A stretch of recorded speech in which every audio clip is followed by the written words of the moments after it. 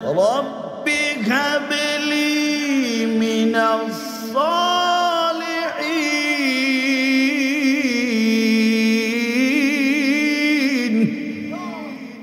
আল্লাহ আমার সন্তান দাও, নেককার সন্তান দাও।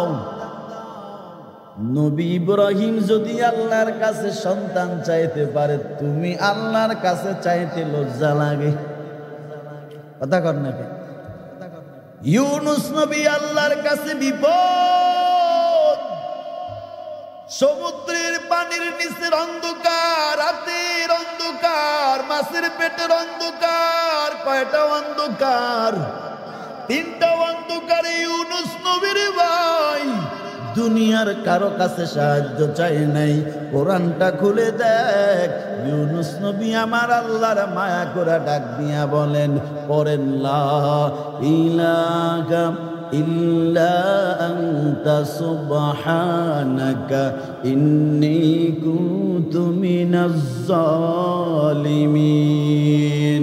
লা ইলাহা, আল্লাহ ছাড়া কেউ আছে, ইল্লা আনতা সুবহানাকা, তুমি আল্লাহ পবিত্র, সুবহানাল্লাহ। ইন্নী কুনতু মিনাজ জালিমিন, আল্লাহ আমি জালেমদের অন্তর্ভুক্ত। নিজের জালেম পরিচয় দেয় ইউনুস নবী। এর নবীর উম্মত ইউনুস নবী যদি পানির নিচের অন্ধকার, রাতের অন্ধকার, মাছের পেটের অন্ধকার, তিনটা অন্ধকার থাইকা ইউনুস নবী যদি আমার আল্লাহর ডাক দিলে, আমার আল্লাহ যদি ইউনুস নবীর ডাকে সাড়া দেয়, তাহলে বলো তুমি আর আমি জমিনের উপরে মুহাম্মদ নবীর দামি উম্মত হইয়া, আমার নবীর মতো দামি কোন নবী নাই, আমার নবীর উম্মতের মতো দামি কোন উম্মত নাই। এই উম্মত দামি নবীর উম্মত হইয়া তুমি যদি আল্লাহরে সিজদায় পড়ে নামাজে গিয়া ডাক দাও, আমার আল্লাহ তোমার ডাকে সাড়া দিবে কি দিবে না? ভালো করে বুঝরে মুমিন, উল্টা পাল্টা বুঝিয়া কইও না রে ভাই। আদম নবী, আল্লাহ আদম নবীরে রূহ দিয়া মা হাওয়া আলাইহিস সালাম রে দুনিয়ায় পাঠান নাই, আগে জান্নাতে ঢুকাইলেন। জান্নাতি খানা খায়, জান্নাতের ভিতরে বসবাস করে, জান্নাতি পোশাক গায়, কিন্তু একটা ভুল হয়ে গেল। আল্লাহ বলেন ওয়ালা তাকরাবা হাদিহিস শাজারা, ওই যে নিষিদ্ধ গাছের দ্বার কাছেও যায় না। শয়তান নিয়ে গেল, ভুলাইয়ে ভুল করেছিল, এটা বলা আমার উদ্দেশ্য না। সেই আদম শত শত বছর কান্না করেছে। মুফাসসিরিন কেরাম বলেন শয়তান ভুল করে আদম নবীরে নিয়ে গেল, ভুলে ইচ্ছাকৃত নয়, ভুলে 1000 বছর হায়াত, 1000 কথা কয় না, 1000 বছর হায়াতে মুসলমানের আদি পিতা আদম একটা মাত্র ভুল করেছেন। কোরআনের ভাষায়, মুফাসসিরিন কেরামের ভাষায় বলে মার্জিত ভুল, মানে ইচ্ছাকৃত নয়, ক্ষমা পাওয়ার মতো একটা ভুল। রোজা রাইখা কেউ যদি ভুলে পানি পান করে রোজা ভাঙবে? ইচ্ছাকৃত কেউ যদি একটু পান করে রোজা থাকবে? ঠিক আদম নবীও ভুল করেছেন। 1000 বছরে একটা মাত্র ভুল। আমার আল্লাহ সাথে সাথে মুফাসসিরিন কেরাম বলে আদম নবীর গায়ের থেকে তিনার বিবি মা হাওয়া আলাইহিস সালামের গায়ের থেকে জান্নাতি পোশাক খুলে নিলেন। আমার আল্লাহ জান্নাত থেকে বাহির করে দিলেন, আদম আর হাওয়াকে আলাদা করেছেন। আমার আল্লাহ জান্নাতি খানা বন্ধ করেছেন।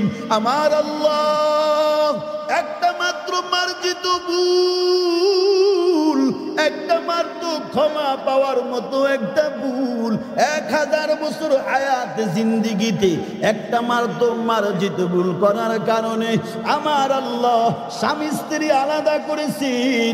আমার আল্লাহ একটা মাত্র মার্জিত ভুল করার কারণে আমার আল্লাহ জান্নাত থেকে বাহির করেছেন, স্বামী স্ত্রী আলাদা করেছেন, জান্নাতের পোশাক গায়ের থেকে খুলেছেন।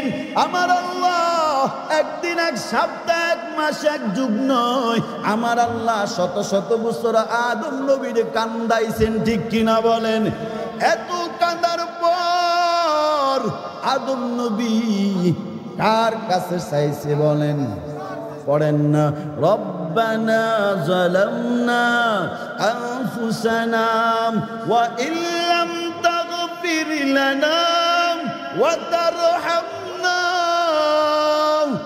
তারহামনা লানাকুনান্না মিনাল খাসিরিন। বানায়া বলছি আমি, বানায়া বলছি। কোন আলেম থাকলে বলেন যে খুরশেদ আলম সিদ্দিক আপনি এটা বানায়া বলছেন, চ্যালেঞ্জ করেন।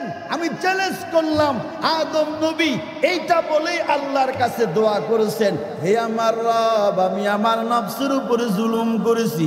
সুবহানাল্লাহ। আদম নবী যদি আল্লাহর কাছে তাওবা ক্ষমা চাইতে পারে, ইউনুস নবী যদি আল্লাহর কাছে সাহায্য চাইতে পারে, নূহ নবী যদি আল্লাহর কাছে চাইতে পারে, দুনিয়ায় আদম থেকে আমার নবী পর্যন্ত সব নবীরা কারে সেজদা দিছেন? সব নবীরা কার নামের তাসবিহ পড়ছেন? সব নবীরা কার নামে জিকির করেছেন? আদম থেকে আমার নবী পর্যন্ত সব নবীরা কার কাছে সাহায্য চাইছে বলেন? ইরে নবীর উম্মত, ইরে 14 গ্রামের যুবক, ওরে পর্দার আড়ালের মা, আমি ভুল বলি না, যদি ভুল বলি বলো হুজুর আপনি এটা বানায়া বলছেন। ইতিহাস খুলে দেখ, আদম নবী থেকে আমার নবী, আমার নবী, আমার মায়ের নবী, আমার দয়াল নবী, আমার রহমতের নবী পর্যন্ত সব নবী রাসূলুল্লাহ কারে সেজদা দিছে বলেন? আদম থেকে আমার নবী পর্যন্ত সব নবীরা কার নামের তাসবিহ পড়ছে বলেন? মিনহা খালাকনাকুম ওয়া ফিহা নুঈদুকুম ওয়া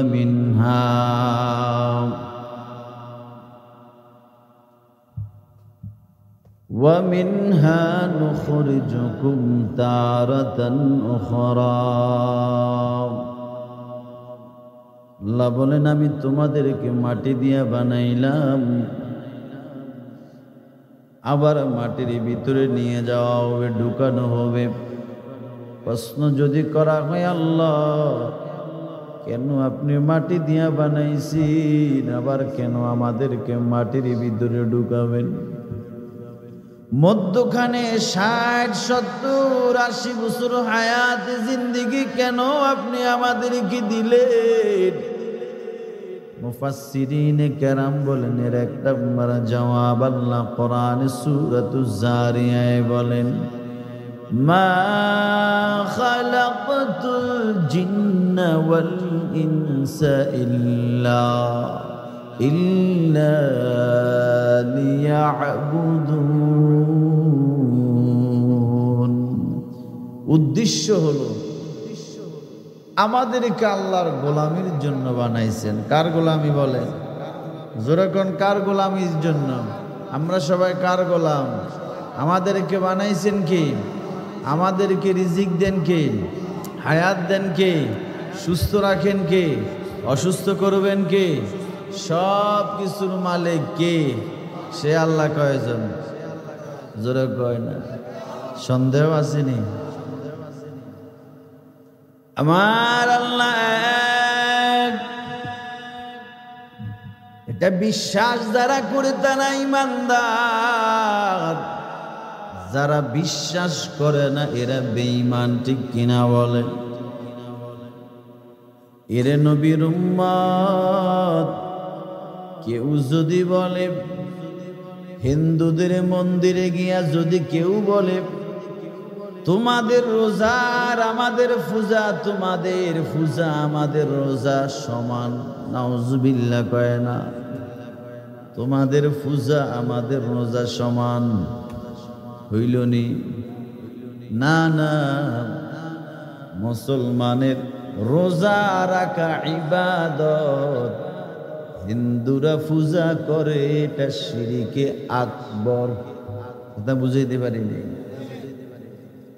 হিন্দুরা পূজা করে, এটা ইবাদত না, এটা শিরকে আকবর। শুধু শিরিক না, শিরিকে কি আকবর, বড় শিরিক।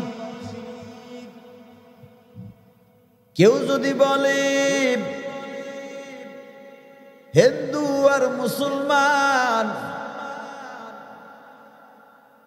সবার, হিন্দু আর মুসলমান ধর্ম যার যার, উৎসব সবার, হইল নি না কেন? কথা হইছে? কেউ যদি কয় ধর্ম যার যার, উৎসব সবার, তাহলে আমি খুরশেদ আলম সিদ্দিক তোমার প্রশ্ন করি, এই কথাটা শুধু হিন্দুদের পূজার বেলায় আসলে এই স্লোগান দাও কেন? কোন হিন্দুর বাচ্চা তো মুসলমানের সাথে রমজান মাসে রোজা রাখেনি। মুসলমানের ঈদুল ফিতর, ঈদের দিন ঈদগাহে নতুন জামা কাপড় পরে সুন্নতি টুপি মাথায় দিয়ে মুসলমানের ঈদগাহে গিয়ে নামাজ পড়েনি। কোন হিন্দুর সন্তান বছরে একবার মুসলমানের বকরি ঈদ, ঈদুল আজহা, কোরবানির ঈদ কোন হিন্দু মুসলমানের সাথে তাল মিলাইয়া গরু জবাই করেনি।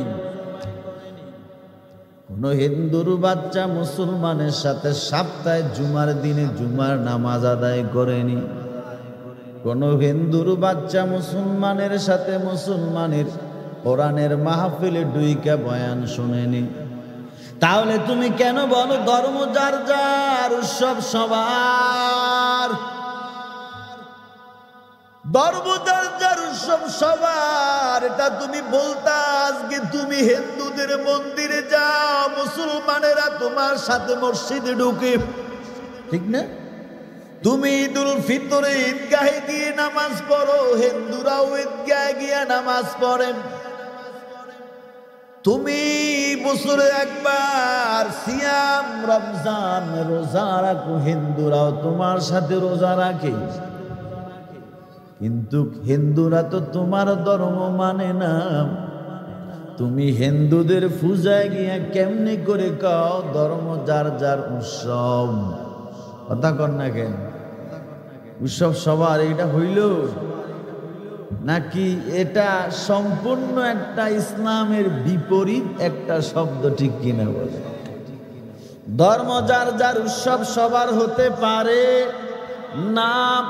লাকুম দীনুকুম ওয়ালিয়া দীন, তোমাদের ধর্ম তোমাদের, আমার ধর্ম আমাদের, ঠিক কিনা?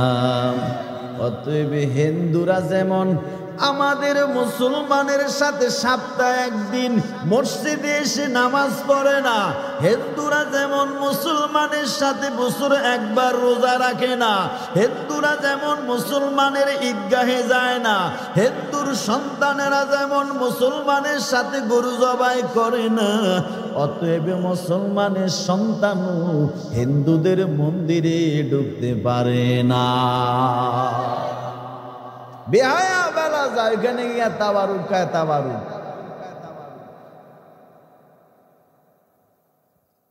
এরে নবীর উম্মত, আল্লাহ কোরআনে বলেন ওয়া'বুদুল্লাহ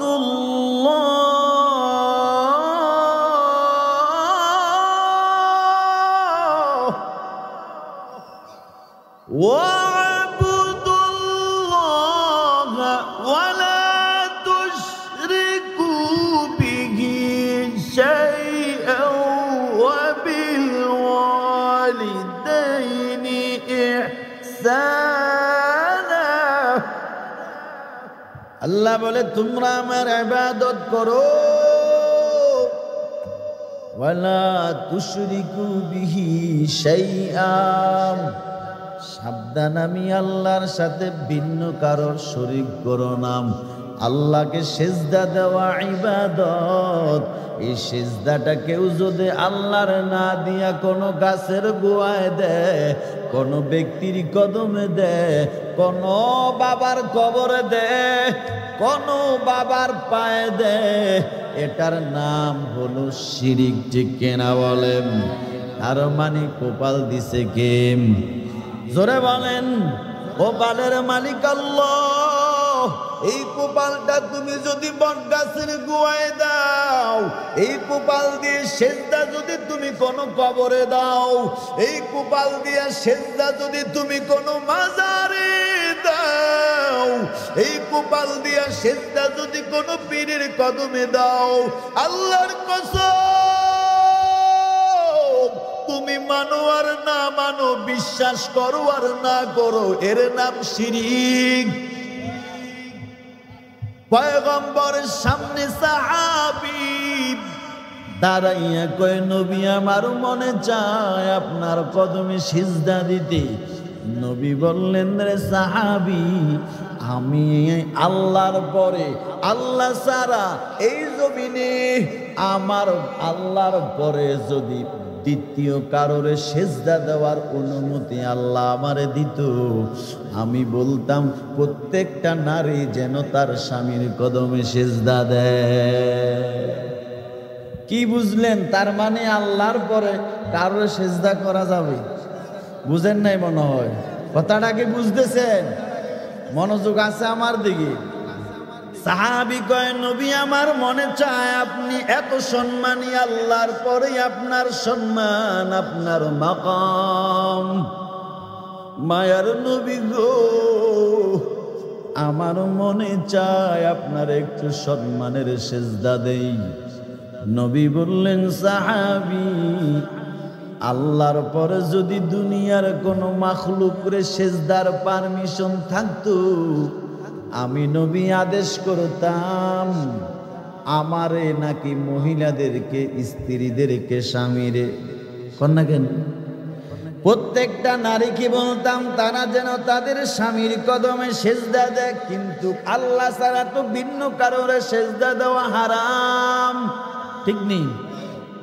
যেমন হাদিসে এসেছে, নবী হাদিসে বলেন, ক্বালান নবী সাল্লাল্লাহু আলাইহি ওয়া আলিহি ওয়া সাল্লাম, লাউ কানা বাদি নবিয়্যুন লাকানা উমর। নবী বললেন, আল্লাহ জমিনে আমার পরে, আল্লাহ আমার পরে এই জমিনে দ্বিতীয় কারোরে যদি নবী বানাইতো, আল্লাহ আমার সাহাবী উমরের নবী বানাইতো। তার মানে কি বুঝলেন? নবীর পরে নবী আসেনি। জোরে কোন, নবীর পরে কোন নবী আসেনি। ক্বালান নবিয়্যু সাল্লাল্লাহু আলাইহি ওয়া আলিহি ওয়া সাল্লাম, আনা খাতামুন নবিয়্যিন লা নবিয়্যা বাদি। নবী বলেন, আমি শেষ, আমার পরে কোনো নবী নেই। যদি নবী হইতো গোলাম আজম কাদিয়ানি হইতো। কথা কন না কেন? নবীর পরে নবী নাই, যদি নবী হইতো গোলাম আজম কাদিয়ানি। কথা কয় না কেন? সবাই বুঝেন না বয়ান? কে হইতো? নবীর পরে নবী হইলে কে হইতো? যদি নবীর পরে জমিনে দ্বিতীয় কেউ নবী হইতো, গোলাম আজম কাদিয়ানি নাকি সাহাবী ওমর?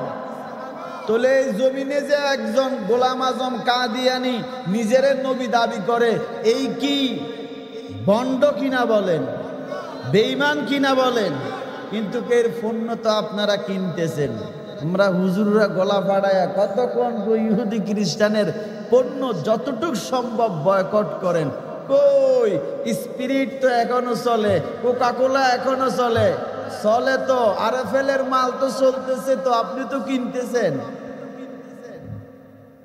কয়েকদিন কোকা-কোলা বন্ধ ছিল, স্পিরিট বন্ধ ছিল, এখন আবার শুরু হয়ে গেছে। হুজুকে বাঙালি আমরা। কিসে বাঙালি বলেন? হুজুকে বাঙালি। পুরাপুরি ইসলামে ডুবতে হবে। যেই আমার নবীরে নবী মানে না, আপনি তার পণ্য কিনেন কিভাবে? আপনি তার পণ্য কিনা মানে তাকে আপনি সহযোগিতা করছেন অর্থনৈতিকভাবে, ঠিক কিনা বলেন? যেই ইসরায়েল ফিলিস্তিনের মুসলমান মা ও শিশুদেরকে বোমা মেরে উড়িয়ে দিচ্ছে, আপনি সেই ইহুদি খ্রিস্টান ইসরায়েলের পণ্য কোকা কোলা, স্প্রাইট, পেপসি কেমন করে আপনি খান? আপনি তো এদের পণ্য খাচ্ছেন, কিনছেন, মানে তাদেরকে অর্থ যোগান দিচ্ছেন মুসলমানদেরকে মারার জন্য, ঠিক কিনা বলেন? মনে রাখবেন, আজকে আপনি তাদের পণ্য কিনে ফিলিস্তিনের আমার অসহায় মা বোনদেরকে বোমা মেরে উড়িয়ে দেওয়ার সহযোগী করছেন। এই গজব, এই বিপদ আপনার উপরেও কি আসবে? আসবে নি? আসবে তো। মুসলমান ফিডে খাওয়ার জন্য তৈরি হন। ফিডে বেশি দূরে নাই। হুজুররা কত চিল্লাইলো যে বাংলাদেশের মধ্যে ইহুদি খ্রিস্টান মুসলমানের ইমান আকিদা নষ্ট করার জন্য কি পরিমাণ ষড়যন্ত্র করছে আপনার খবরই নাই। আপনি তো মোবাইল দিয়ে খুব সুখে আছেন। দুনিয়া আমার হাতের মুঠোর মধ্যে, তুমি জানো না জাহান্নামটা তোমার হাতের মুঠে ধরায় দিছে, ঠিক কিনা বলেন? তুমি মনে করো দুনিয়ায় আমার হাতের মুঠে বিজ্ঞান প্রযুক্তি কত উন্নত হয়েছে, তুমি জানো নি তোমার হাতে জাহান্নামের চাবিটা ধরায় দিছে।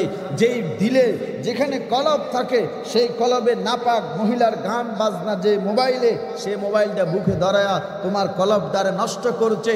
যে চোখ দিয়ে তুমি আল্লাহর কোরআন দেখবা, যেই চোখ দিয়ে আল্লাহর সৃষ্টি জগৎ দেখবা, যেই চোখ দিয়ে মসজিদের পথ দেখবা, যেই চোখ দিয়ে তুমি উলামায়ে কেরামের বয়ান শুনতে রাস্তা দেখবা, সেই চোখ তোমাকে বেগানা নারী দিয়া নাপাক করে দিছে, ঠিক কিনা বলে?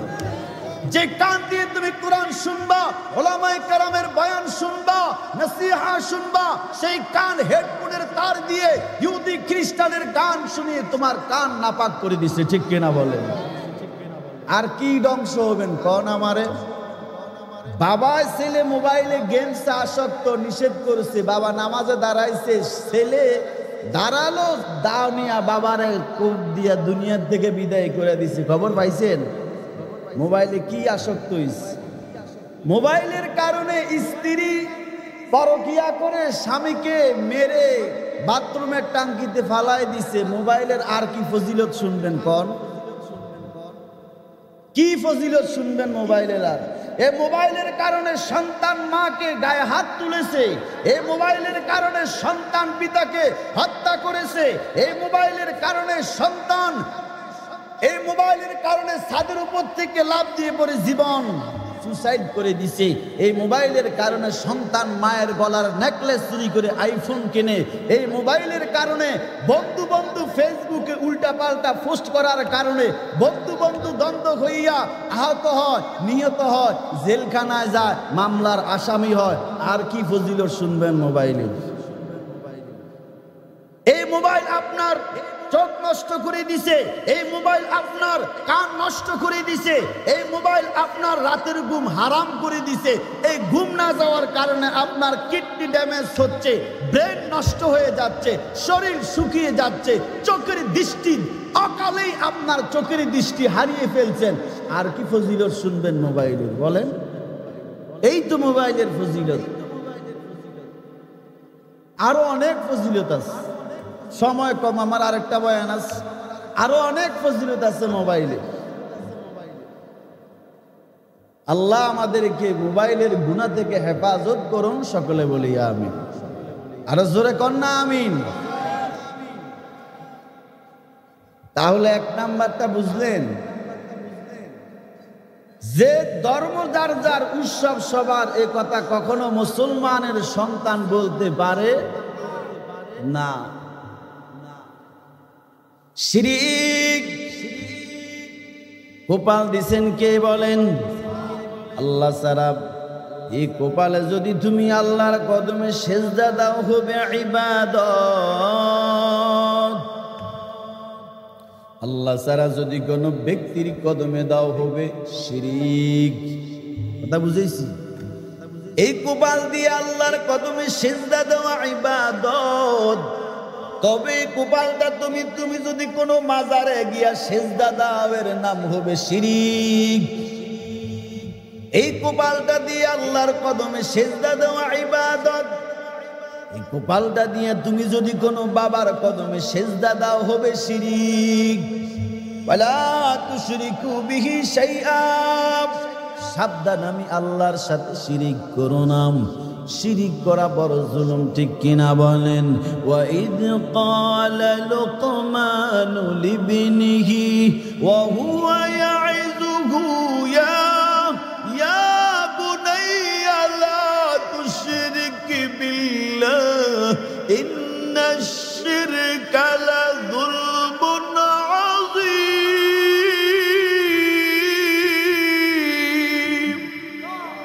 এরে মুমিন, লোকমান তার সন্তানকে বলে, রে সন্তান, সাবধান, আল্লাহর সাথে শিরিক করো না। নিশ্চয় শিরিক করা বড় জুলুম, ঠিক কিনা বলেন? জবান দিছেন আমার আল্লাহ, এই জবান দিয়া আল্লাহর না ডাকিয়া তুমি যদি তোমার বাবার নামের জিকিরি করো, খাজার নামের জিকিরি করো, ল্যাংটার নামে জিকিরি করো, শিরিক। কারণ তুমি জবান দিয়া জিকির করবা ইবাদত, তবে এটা দুনিয়ার কোনো ব্যক্তি বাবার নামে নয়, জিকিরটা করবা আমার আল্লাহর নামে, ঠিক কিনা? ইয়া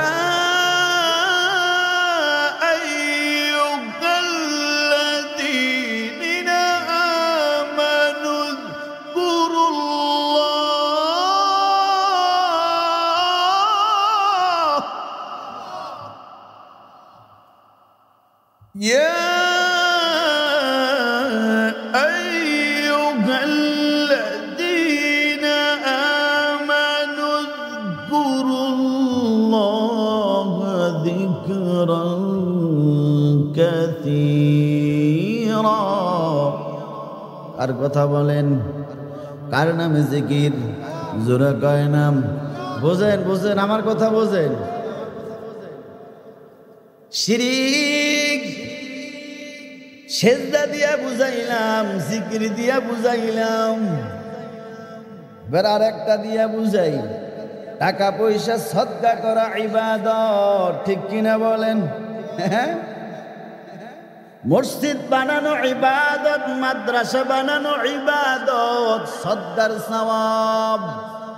قال النبي صلى الله عليه وآله وسلم من بنى لله مسجدا بنى الله له بيتا في الجنة। নবী বলেন, রে উম্মত, কেউ যদি দুনিয়ার জমিনে আল্লাহর ঘর মসজিদ নির্মাণ করে দেয়, আল্লাহর একটা ঘর যদি কেউ বানায়া দেয়, আল্লাহ আমার ওই উম্মতটার একটা জান্নাত দিয়া দিবেন।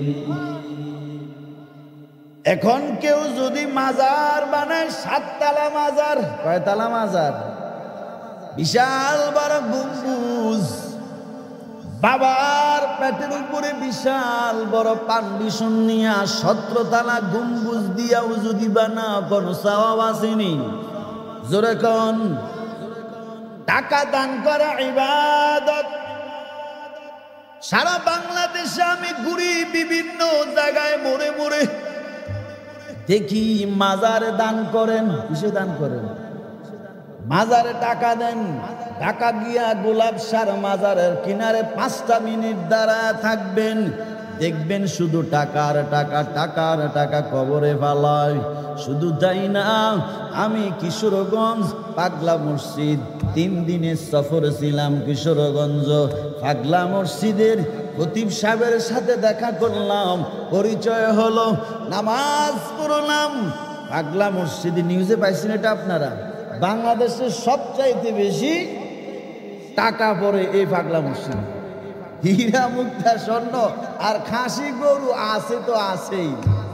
আমি 3 দিন থাইকা তাকায় শুধু দেখছি, নামাজ তো এখানেই পড়তাম, শুধু টাকা দেখতাম, কি পরিমাণ টাকা। মিডিয়ায় তো শুনছি, একটু বাস্তবে দেখার জন্য ছিলাম, দেখতেছি।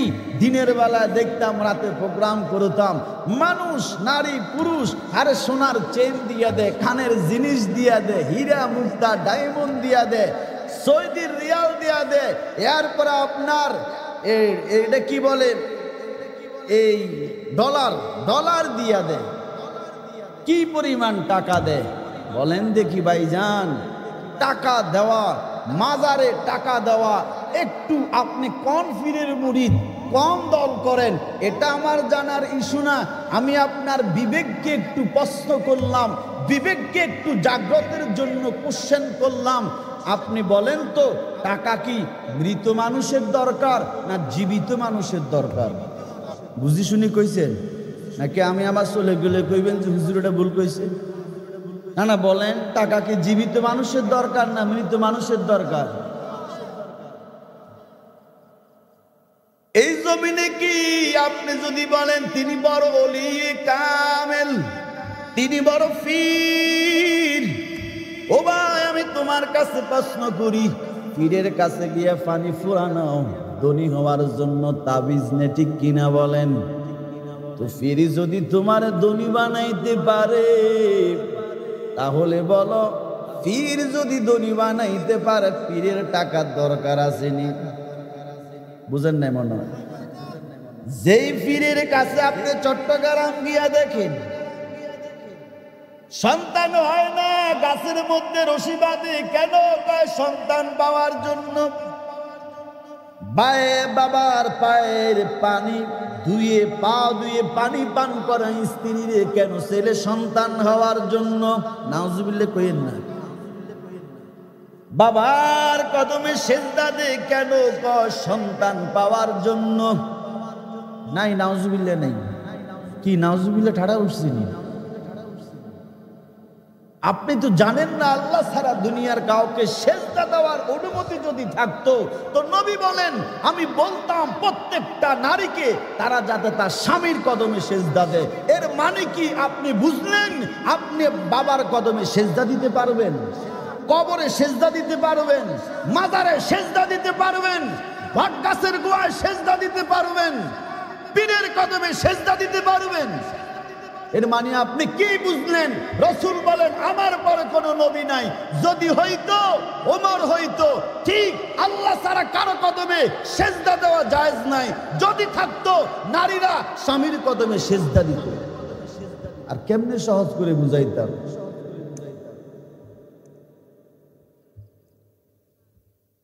ছেলে সন্তান দেওয়ার মালিক কে? রিজিক দেওয়ার মালিক কে? সম্মান দেওয়ার মালিক কে? ইব্রাহিম নবী সন্তান চাইছেন কার কাছে বলেন? রব্বি হাবলি মিনাস সালিহিন।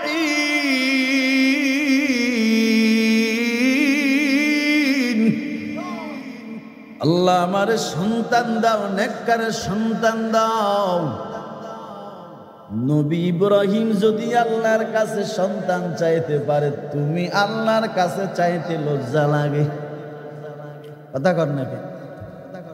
ইউনুস নবী আল্লাহর কাছে বিপদ, সমুদ্রের পানির নিচের অন্ধকার, রাতের অন্ধকার, মাছের পেটের অন্ধকার। কয়টা অন্ধকার? তিনটা অন্ধকারে ইউনুস নবীর ভাই দুনিয়ার কারো কাছে সাহায্য চাই নাই। কোরআনটা খুলে দেখ, ইউনুস নবী আমার আল্লাহর মায়া করে ডাক দিয়া বলেন, পড়েন, লা ইলাহা ইল্লা আনতা সুবহানাকা ইন্নী কুনতু মিনাজ জালিমিন। লা ইলাহা, আল্লাহ ছাড়া কেউ আছে? ইল্লা আনতা সুবহানাকা, তুমি আল্লাহ পবিত্র, সুবহানাল্লাহ। ইন্নী কুনতু মিনাজ জালিমিন, আল্লাহ আমি জালেমদের অন্তর্ভুক্ত। নিজের জালেম পরিচয় দেয় ইউনুস নবী। এর নবীর উম্মত ইউনুস নবী যদি পানির নিচের অন্ধকার, রাতের অন্ধকার, মাছের পেটের অন্ধকার, তিনটা অন্ধকার থাইকা ইউনুস নবী যদি আমার আল্লাহর ডাক দিলে, আমার আল্লাহ যদি ইউনুস নবীর ডাকে সাড়া দেয়, তাহলে বলো তুমি আর আমি জমিনের উপরে মুহাম্মদ নবীর দামি উম্মত হইয়া আমার নবীর মতো দামি কোন নবী নাই, আমার নবীর উম্মতের মতো দামি কোন উম্মত নাই। এই উম্মত দামি নবীর উম্মত হইয়া তুমি যদি আল্লাহরে সিজদায় পড়ে নামাজে গিয়া ডাক দাও, আমার আল্লাহ তোমার ডাকে সাড়া দিবে কি দিবে না? ভালো করে বুঝো রে মুমিন, উল্টা পাল্টা বুঝিয়া কইও না রে ভাই। আদম নবী, আল্লাহ আদম নবীরে রূহ দিয়া মা হাওয়া আলাইহিস সালাম রে দুনিয়ায় পাঠান নাই, আগে জান্নাতে ঢুকাইলেন। জান্নাতি খানা খায়, জান্নাতের ভিতরে বসবাস করে, জান্নাতি পোশাক গায়। কিন্তু একটা ভুল হয়ে গেল। আল্লাহ বলেন ওয়ালা তাকরাবা হাদিহিস শাজারা, ওই যে নিষিদ্ধ গাছের দ্বারে কাছেও যায় না। শয়তান নিয়ে গেল, ভুলাইয়ে ভুল করেছিল। এটা বলা আমার উদ্দেশ্য না। সেই আদম শত শত বছর কান্না করেছে। মুফাসসিরিন কেরাম বলেন শয়তান ভুল করে আদম নবীরে নিয়ে গেল। ভুলে ইচ্ছাকৃত নয়, ভুলে 1000 বছর হায়াত, কয় হাজার কথা কয় না, 1000 বছর হায়াতে মুসলমানের আদি পিতা আদম একটা মাত্র ভুল করেছেন। কোরআনের ভাষায় মুফাসসিরিন কেরামের ভাষায় বলে মার্জিত ভুল, মানে ইচ্ছাকৃত নয়, ক্ষমা পাওয়ার মতো একটা ভুল। রোজা রাইখা কেউ যদি ভুলে পানি পান করে রোজা ভাঙবে? ইচ্ছাকৃত কেউ যদি একটু পান করে রোজা থাকবে? ঠিক আদম নবীও ভুল করেছেন। 1000 বছরে একটা মাত্র ভুল। আমার আল্লাহ সাথে সাথে মুফাসসিরিন কেরাম বলে আদম নবীর গায়ের থেকে তিনার বিবি মা হাওয়া আলাইহিস সালামের গায়ের থেকে জান্নাতি পোশাক খুলে নিলেন। আমার আল্লাহ জান্নাত থেকে বাহির করে দিলেন। আদম আর হাওয়াকে আলাদা করেছেন। আমার আল্লাহ জান্নাতি খানা বন্ধ করেছেন। আমার আল্লাহ একটা মাত্র মার্জিত ভুল, একটা মাত্র ক্ষমা পাওয়ার মতো একটা ভুল। 1000 বছর হায়াত জিন্দিগিতে একটা মাত্র মার্জিত ভুল করার কারণে আমার আল্লাহ স্বামী স্ত্রী আলাদা করেছেন। আমার আল্লাহ একটা মাত্র মার্জিত ভুল করার কারণে আমার আল্লাহ জান্নাত থেকে বাহির করেছেন। স্বামী স্ত্রী আলাদা করেছেন, জান্নাতের পোশাক গায়ের থেকে খুলেছেন। আমার আল্লাহ একদিন, এক সপ্তাহ, এক মাস, এক যুগ নয়, আমার আল্লাহ শত শত বছর আদম নবীরে কান্দাইছেন। ঠিক কিনা বলেন? এত কাঁদার পর আদম নবী কার কাছে চাইছে বলেন? পড়েন না রব্বানা যালামনা আনফুসানা ওয়া ইল্লাম তাগফির লানা ওয়া তারহামনা লানাকুনান্না মিনাল খাসিরিন। বানায়া বলছি, আমি বানায়া বলছি। কোন আলেম থাকলে বলেন যে খুরশেদ আলম সিদ্দিক আপনি এটা বানায়া বলছেন, চ্যালেঞ্জ করেন।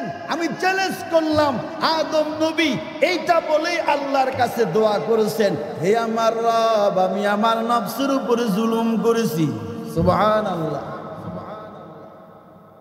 আদম নবী যদি আল্লাহর কাছে তাওবা ক্ষমা চাইতে পারে, ইউনুস নবী যদি আল্লাহর কাছে সাহায্য চাইতে পারে, নূহ নবী যদি আল্লাহর কাছে চাইতে পারে, দুনিয়ায় আদম থেকে আমার নবী পর্যন্ত সব নবীরা কারে সেজদা দিছেন?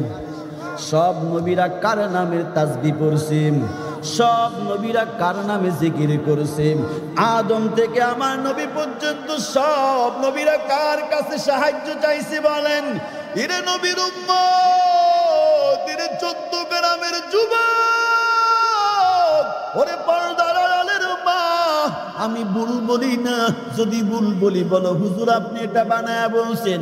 ইতিহাস খুলে দেখ, আদম নবী থেকে আমার নবী, আমার নবী, আমার মায়ের নবী, আমার দয়াল নবী, আমার রহমতের নবী পর্যন্ত সব নবী রাসূলুল্লাহ কারে সিজদা দিছে বলেন? আদম থেকে আমার নবী পর্যন্ত সব নবীরা কার নামের তাসবিহ পড়ছে বলেন? আদম থেকে আমার নবী পর্যন্ত সব নবীরা কার কাছে সাহায্য চাইছে বলেন? এরে নবীর উম্মত, নবীরা যদি আল্লাহর কাছে চাইতে পারে, তুমি আর আমি চাইলে কি পাপ হবে? কি বুঝাইলা? তুমি আল্লাহর সিজদা না দিয়া মাজারে দাও, আল্লাহর সিজদা না দিয়া তুমি পীরের কদমে দাও, আল্লাহর সিজদা না দিয়া তুমি বটগাছের গোয়ায় দাও, আল্লাহর সিজদা না দিয়া তুমি বাবার কদমে দাও। কি বুঝাইলা? আমার আল্লাহ কি দুর্বল? আল্লাহর কাছে না চাইয়া তুমি পীরের কাছে চাও, মাজারে চাও, দরগায় গিয়া চাও, বাবার কাছে চাও। কি বুঝাইলা? আমার আল্লাহ দিতে অক্ষম। জোরে কন্যা কেন? এরে নবীর উম্মত, ওয়ালা তুশরিকু বিহি শাইআ, সাবধান, আল্লাহর সাথে শরীক করিও না, আল্লাহর সাথে শিরিক করিও না। তাহলে সিজদা দেওয়া ইবাদত, জিকির করা ইবাদত। কথা কন না? সিজদা দেওয়া কি? জিকির করা কি? সিজদা দেওয়া ইবাদত। কার কদমে দিলে? আল্লাহ ছাড়া ভিন্ন কারো কদমে দিলে কি হবে?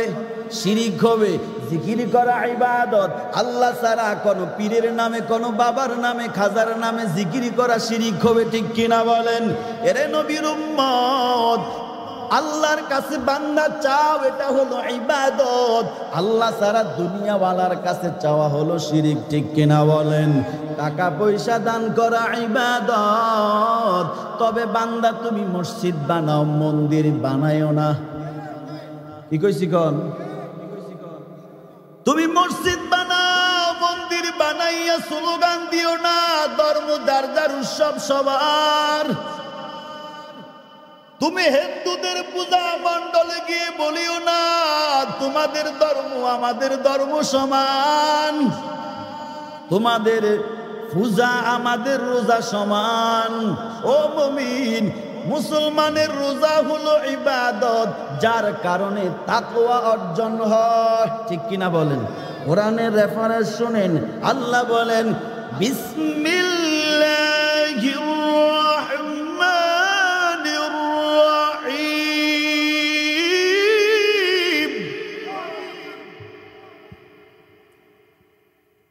ইয়া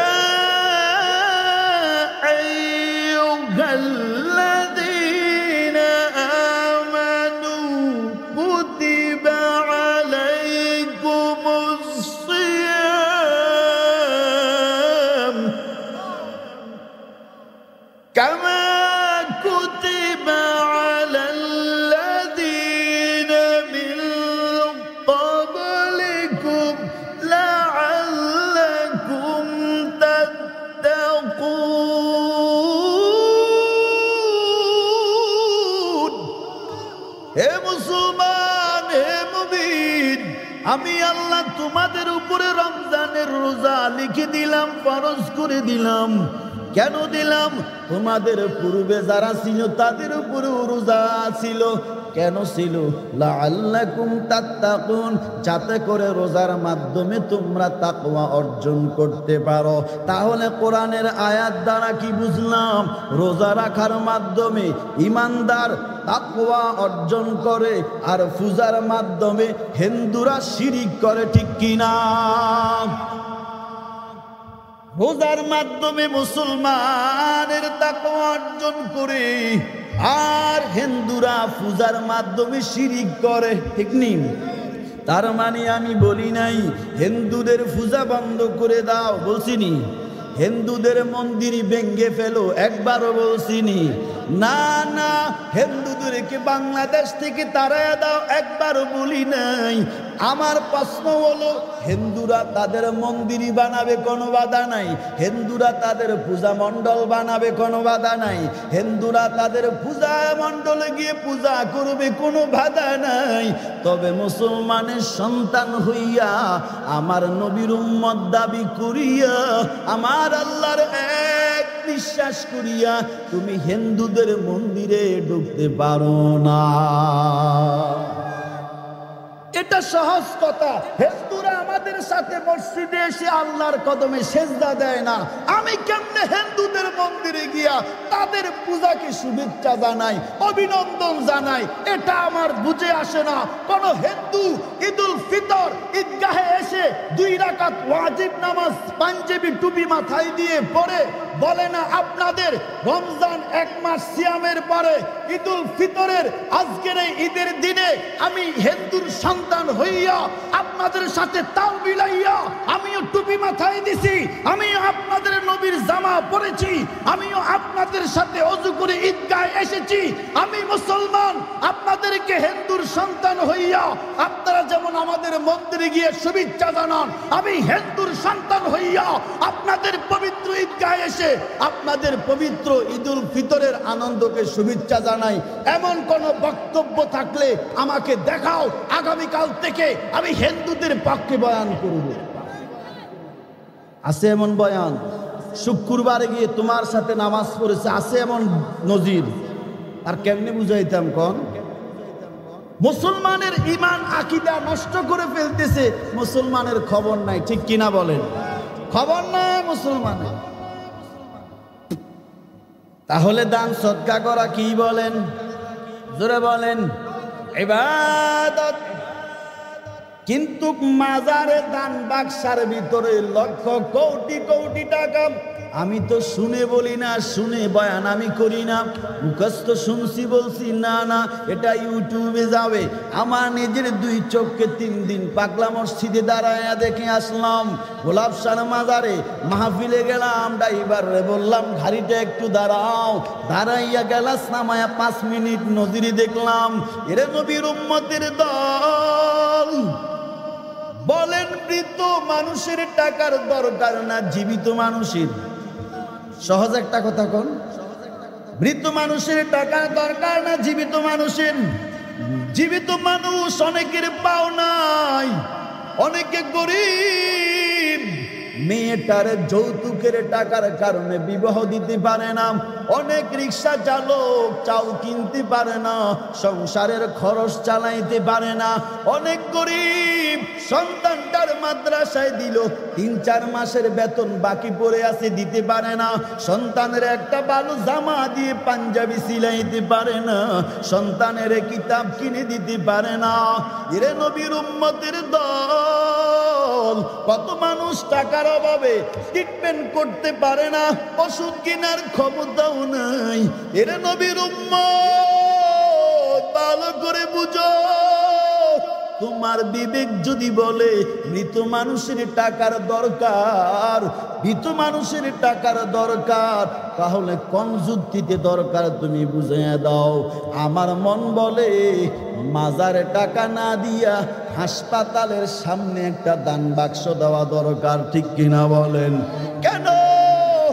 হাসপাতালে গরিবরা আসবে, পরীক্ষা করার টাকা নাই, ওষুধ কেনার টাকা নাই, ডাক্তারের ফি দেওয়ার টাকা নাই, এই দান বাক্সের উপরে লেখা থাকবে গরিব অসহায়ের ট্রিটমেন্টের জন্য দান করুন, ঠিক কিনা?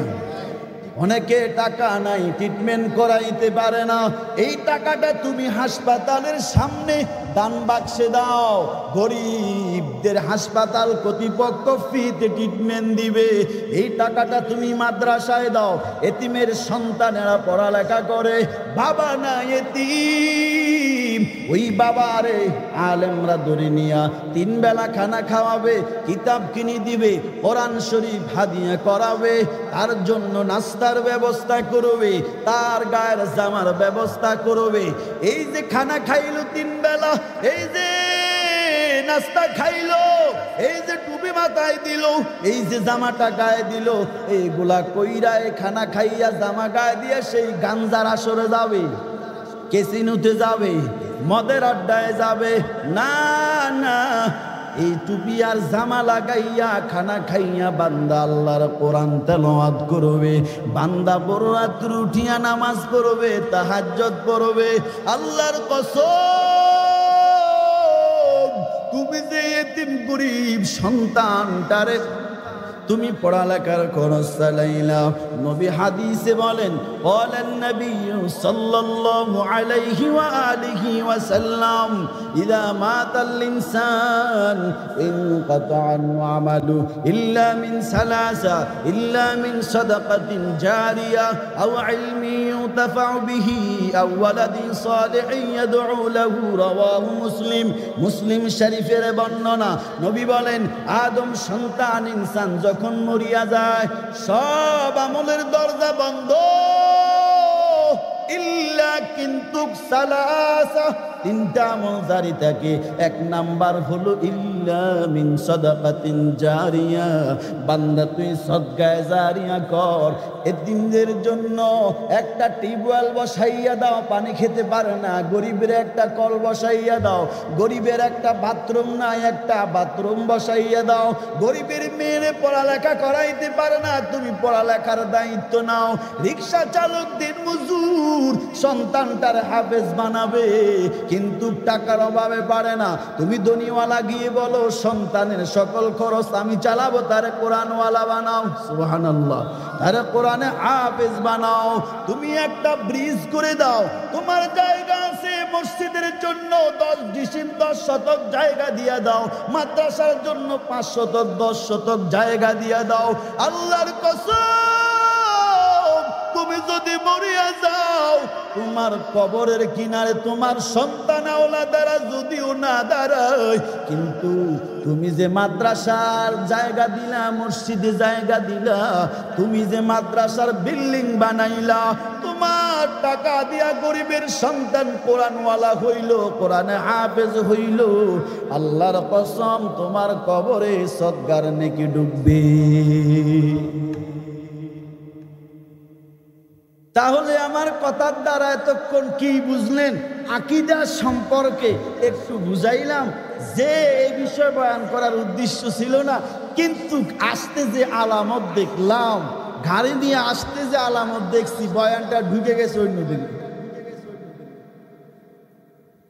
আর এটা তো 365 দিনের একটা রাতের কয়েকটা ঘন্টা। তুমি তো দৈনিক মোবাইলে সময় দাও, বন্ধুরে সময় দাও, দোকানে সময় দাও, বাজারে সময় দাও। আজকে বছরে 365 দিনের একটা রাত কয়েকটা ঘন্টা কোরআনের মাহফিলে বসলে সমস্যা হবে? 3টা লাভ হবে।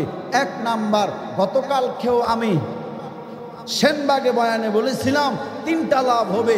যে যুগে সেকেন্ডে মিনিটে মানুষ গুনাহ করে, এই সময় যে তুমি এই যুগে 3-4 ঘন্টা বসে আসো, অন্তত তোমার হাতের গুনাহ, পায়ের গুনাহ, জবানের গুনাহ, কানের গুনাহ হবে না। ঠিক কিনা বলে? 2য় নাম্বার লাভ, নূরের তৈরি ফেরেশতারা তাদের ডানা দিয়ে বেষ্টনী দিয়ে রাখছে। হাদিসের ভাষায় রাসূল বলেন, নাযালাত আলাইহিমুস সাকিনা, আসমান থেকে বৃষ্টির মতো রহমত বর্ষিত হচ্ছে। 3 নাম্বার ফায়দা, তুমি যে এখানে বইসা আছো, বয়ান শুনে, কোরআনের তেলাওয়াত শুনে সুবহানাল্লাহ, আলহামদুলিল্লাহ, আল্লাহু আকবার জবান দিয়ে উচ্চারণ করো। তাসবিহাতুন ওয়াহিদাতুন তাওয়ালাউ মা বাইনাস সামাই ওয়াল আরদ।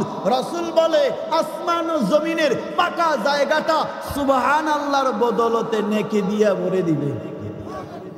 এজন কইছেন, আবার দিয়ে দিছে, যতবার বলবেন ততবার নেকি। যারা চিবায় চাবায় দোকানে গাটলায় বইসা ফেসবুক টিভে লাইক মারে, যারা ফ্রি ফায়ার গেম খেলে, এদের কি পরিমাণ নেকি হয় বলেন? কোন নেকি হচ্ছে?